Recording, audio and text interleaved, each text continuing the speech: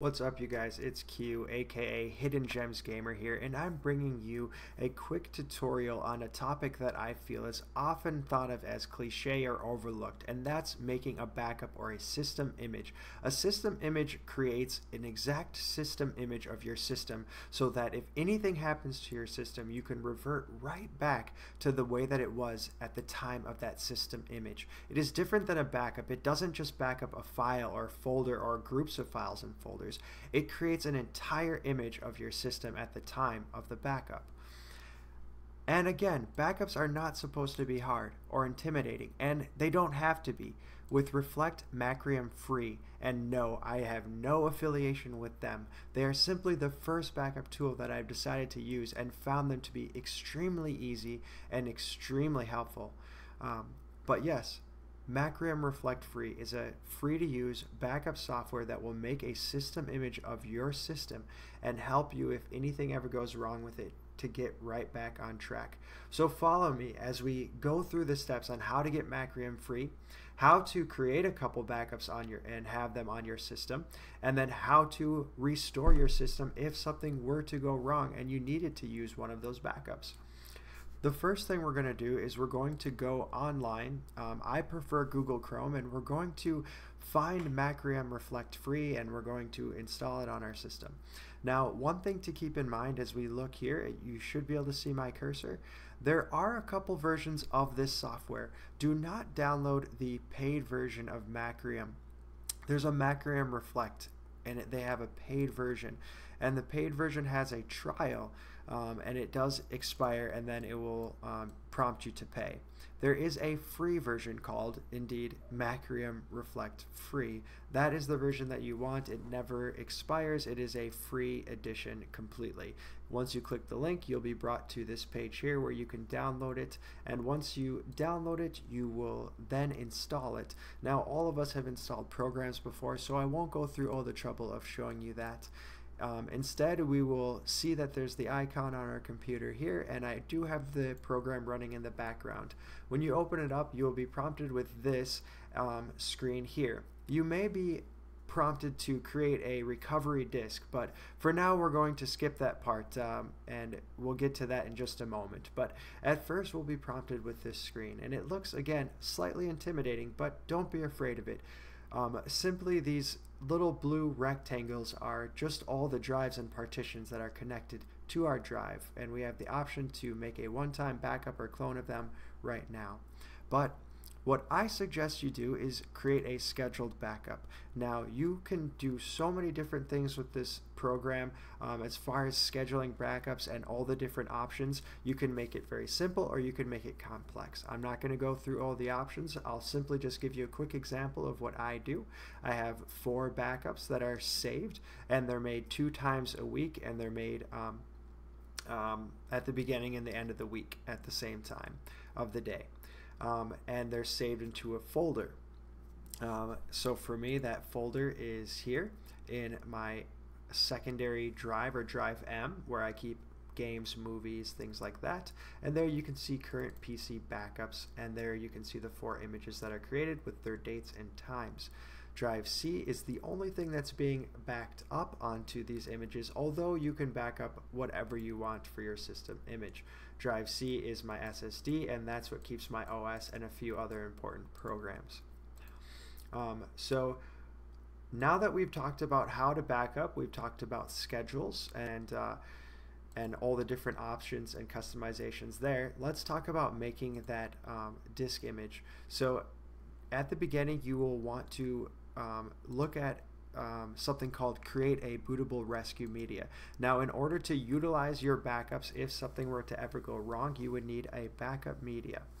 Now, this wizard will help you make one. You can make one on a USB stick, or you can make one on a DVD drive. I had some blank DVDs laying around. I chose to make one on there. There are different PE versions. Make sure that you select the correct version for your system. Make sure that whatever operating system you are running, that you select the correct one. After that, you will proceed to make the recovery media. All the drivers will be loaded up, and then from there you will go ahead and select either your DVD, for my case that's mine, or the USB drive, and then go ahead and create that backup media. Alright, so that concludes this section of the backup. Now we're going to go ahead and transition into how you would restore if something were to go wrong with your system. Alright, so what we have here is a external DVD drive. You may have an internal one, or you may have chosen to use the USB recovery media.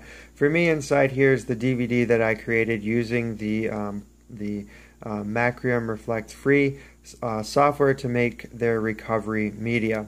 What we're going to do is go ahead and hit the power button here, and once we do that, we're going to go into our system's BIOS. So I'll press the power button. I will go up here and I will hit my delete key. For you it may be a different key, but for me it's delete. And in the bottom left hand corner here we should see entering system setup or something like that, entering setup, and that's what we want. So bear with me for a moment as the camera angle is kind of goofy as you watch my finger pressing the delete key and waiting for that entering system setup dialog to come up in the bottom left. So there we have the entering setup, and we can stop spamming delete and we can take a look at the screen. Here's my system BIOS. Your BIOS may look different than mine, and the option to do what I'm about to do may be slightly different, but for me, we're going to go into save and exit. Yours might be under boot or somewhere else, and there we're going to see the DVD drive. So we're going to do a boot override, and we're going to tell the system for this one time, please boot into the DVD drive. So we're going to select that. In the top left it's going to say press any key to boot into DVD, and I'll just press delete again and it will boot into the DVD drive. Now this is going to tell us that there's a Windows setup. We're just going to go ahead and hit enter, and it's going to say Windows is loading. Essentially what we created with Macrium Reflect Free is we created really pretty much the same thing as a Windows recovery disk, but it's a Windows recovery disk that's more tailored or connected to or compatible with Macrium Reflect Free software. So we are going to go ahead and load these files, and then from there we're going to be in a user interface that will allow us to select one of the backups that is on our drive and to restore from that backup.